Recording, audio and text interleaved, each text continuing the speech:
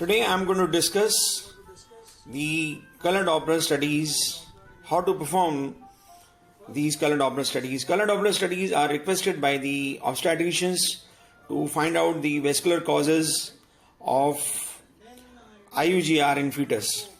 We generally perform three types of color Doppler. One is the uterine Doppler, second is the umbilical Doppler, and third is the middle cerebral artery Doppler. Most of the people find it difficult to localize the uterine artery because the method described in books is cumbersome. It is described that you follow the iliac vessels and then you turn the probe to the right angle and then you see the origin of the uterine artery from the iliac artery. I am going to tell you a very simple method today, how to localize the uterine artery on either side of the cervix. But the condition before that is that the patient should be having a full bladder. Once the bladder is full, you will be able to see the bladder on the right hand side of the screen and the cervix below the bladder, and just above the cervix you will be able to see the presenting part. Once you have localized the cervix, you put the color box into it, and in the color box you will see a vessel which shows aliasing. Over this vessel you put your spectral Doppler and you will start recording the vascular Doppler studies of the vessel. Then it will be easy for you to tilt the probe to the right side of the mother or to the left side of the mother to find out the right uterine artery or to go to the left uterine artery. Here it is important to note that it may not be always possible to put the angle of insonation just parallel to the uterine artery, but it really does not matter much because we are going to take the ratio of systolic minus the diastolic divided by the systolic velocity, and if there is any change in velocities because of the difference in the angle of insonation, it is going to get nullified. Now we go on to perform the actual color Doppler studies. I am going to show you a beautiful example how the iliac vessels and the uterine artery is seen dividing near the cervix when we do the color Doppler. Start. Now I am going to discuss how to record the uterine Doppler in a patient with pregnancy when you are going to perform the color Doppler studies. First you put your probe, this is the probe, convex probe, and you put the probe over the lower abdomen. The condition is that the bladder has to be absolutely full, rather over distended. Now you turn the probe to the right side in the midline, in the position of in the parallel to the linea alba. Now here you can see the cervix. So show the cervix please. This is the cervix, this is the cervix, and this is the bladder, and this is the head of the baby. Once you have focused the cervix, I'm going to you have focused the cervix. This is the cervix. I'm going to make it slightly darker so that it is visible. This is the cervix. This is the cervix, and I'm going to put. I tilt the probe slightly to the right side and put the color Doppler, and you can see the beautiful right uterine artery. And now you put the spectral Doppler over it. This beautiful color flow pattern of the uterine artery. You can, this is the machine has given the resistance index is 0.48. You make a recording. Now I go to the recording the other side of the uterine artery. This is the cervix again, and my probe was there in the center. I've slightly tilted to the left hand side. I've slightly tilted my probe to the left hand side. While seeing on the now I'm going to put the color Doppler again.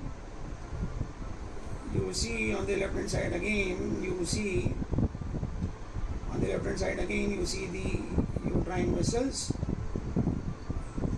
This is the uterine artery on the left hand side. This is the uterine artery. You can see that there is a beautiful uterine artery seen on the left hand side. This is the vessel showing the aliasing. This has to be uterine artery. Once I put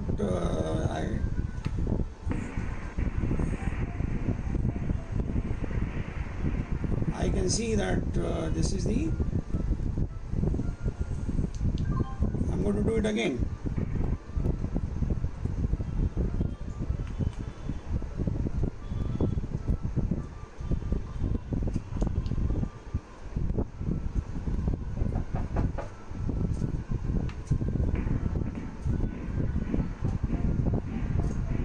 You can see the beautiful color Doppler on the left hand side of the patient. We are going to see, or started. We are going to see the placenta, whether it is in the right side. You see the placenta here. This is the placenta. This is the placenta here, and we see that the placenta is on the right hand side. I'm going to take my probe to the opposite side of the patient, and the placenta is not seen here. You can see there is no placenta here. If I come back again, the placenta starts coming. That's why the flow velocity on the right hand side is better than the left hand side. See, the placenta is here. This is a whole placenta you can see on the right hand side. So this is right lateral anterior placenta. Show the placenta here. This is the right lateral placenta. This is the right lateral placenta here. Artery entering at the placental origin. And now we should take a record of the placenta. Well, we have put the cursor. Now we will put the color Doppler. We will put this. And now we can take the the velocity. It is a bit too high. We are going to adjust the scale, and this is the way we have to record the placental Doppler. Now start. We have to measure. Now we have to measure the peak velocity. This is the peak velocity, and this is the diastolic flow velocity and diastolic flow velocity, and it is 38 by 18 almost. And by this we can calculate the resistance index by subtracting the peak systolic velocity of 38 minus 18, and to be divided by the peak systolic velocity, that is 38. This is going to give us the resistance index of the umbilical artery. Bas.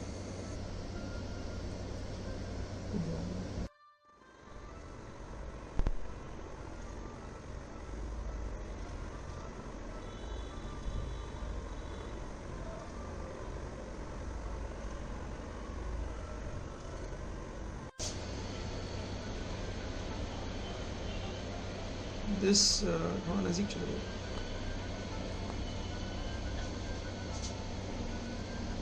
this you can see the anterior cerebral artery, the middle cerebral artery here, and we are going to record the pulse Doppler, and this is the recording of the pulse Doppler, and by this recording we can calculate the resistance index. We are going to select the middle cerebral artery here, and now we are going to record the peak systolic velocity.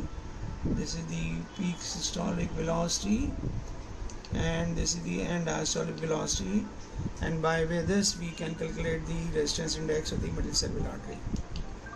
Bas. This is the middle cerebral artery, so beautifully seen, and we have already recorded. I'm going to show you the recording again. This is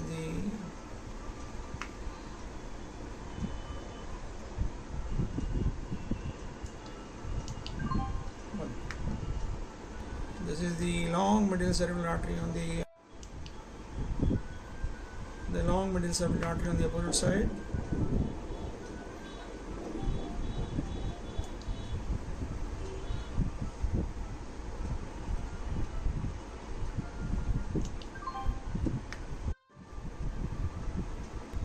Long middle cerebral artery on the opposite side.